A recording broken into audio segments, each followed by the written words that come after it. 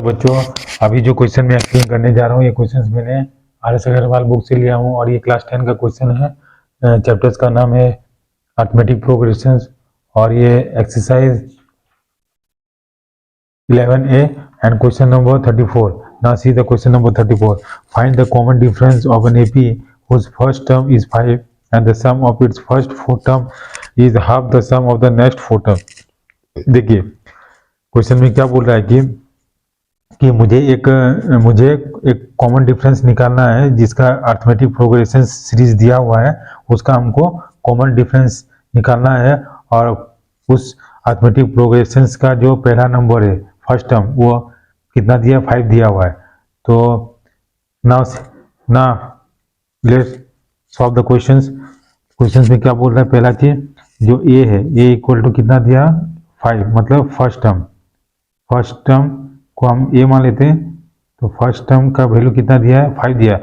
अब बोल रहा है कि ना the sum of it first 4 term, तो फर्स्ट 4 टर्म मतलब T1 plus T2 plus T3 plus T4 is equal to, बोल रहा है कि इज इक्वल टू इस term is half of the sum of the next 4 terms. Next 4 term मतलब T4 के बाद क्या होगा, T5 होगा प्लस T6 होगा प्लस T7 होगा प्लस T8 होगा।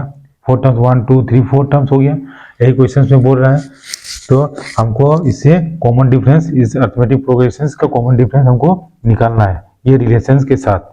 अब देखिए T1 से लेके T4 है, मतलब सम ऑफ 4 टर्म्स है is equal to half into, अब यहाँ पे देखिए T5 से T8 है, तो हमको हम ये जो टर्म्स है सम ऑफ जो 4 टर्म्स है, तो इसको हम क्या लिखते थे, S8 से लेके मतलब क्या 1 से लेके 8 तक और माइनस S1 से लेके 4 तक लिख सकते हैं टर्म्स, यस या नो।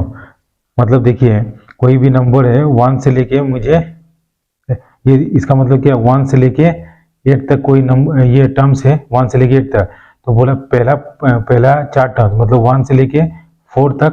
इसके बाद बोल रहे हैं नेक्स्ट जो 4 टर्म्स हो गया 5 6 7, 5 से लेके 8 तक बचा है ना, तो ये इसका हम 5 से लेके 8 तक का इस टर्म्स को हम क्या लिख सकते हैं, मतलब 8 माइनस 4 लिख सकते हैं, तो दैट इज 4 ही आएगा और ये तो 4 आ ही रहा है, तो इसीलिए हम क्या किया है S8 माइनस S4 लिख दिया।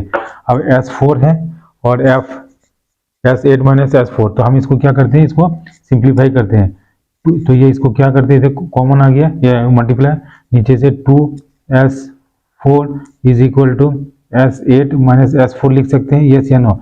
अब ये क्या करते हैं, इसको ये साइड पे लेके आते थे, 3S4 is equal to S8 लिख सकते हैं, या यस या नो, S8 लिख सकते हैं कि नहीं लिख सकते, तो इसको हमने ऐसा लिखा, ठीक है।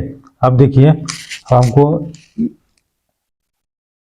सम ऑफ एन टर्म्स का क्या फॉर्मूला होता है, n/2 into 2a plus n minus 1 into D, ये फॉर्मूला हमने पढ़ा है, ये फॉर्मूला हम लोग को पता है।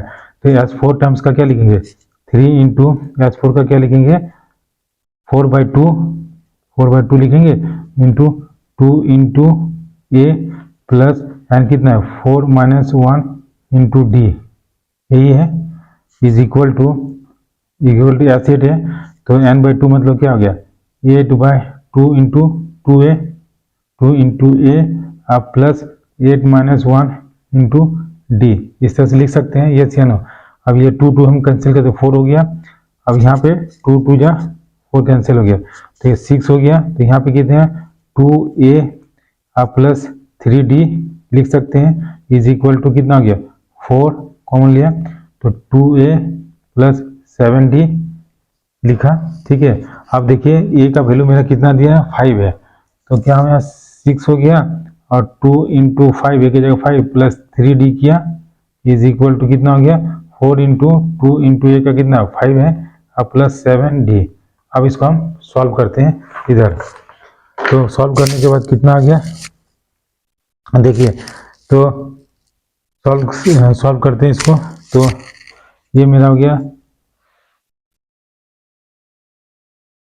हाँ सॉल्व करते हैं, दैट इज इक्वल टू कितना गया 6 कॉमन हो गया यहाँ पे, 5 2 जा 10 अब plus 3d is equal to कितना हो गया 4 इंटू 5 2 जा 10 प्लस 7d।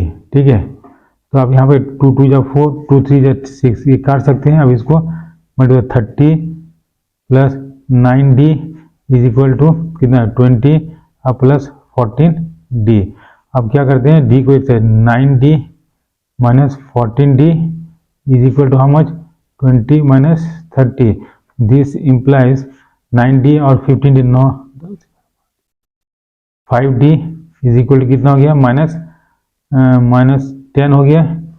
ठीक है, माइनस 10 तो माइनस 5d तो d माइनस माइनस कैंसिल तो d equal to how much 10/5 हो गया, दैट इज 5 2 10। तो मेरा d का वैल्यू कितना हो गया 2। तो क्वेश्चन में हमको पूछ रहा था कि इस रिलेशंस का जो अर्थमेटिक प्रोग्रेशन है उसका d का वैल्यू कितना होगा, तो d का वैल्यू होगा 2 answer. So this is the solution of this question. Thank you for watching this video and have a nice day.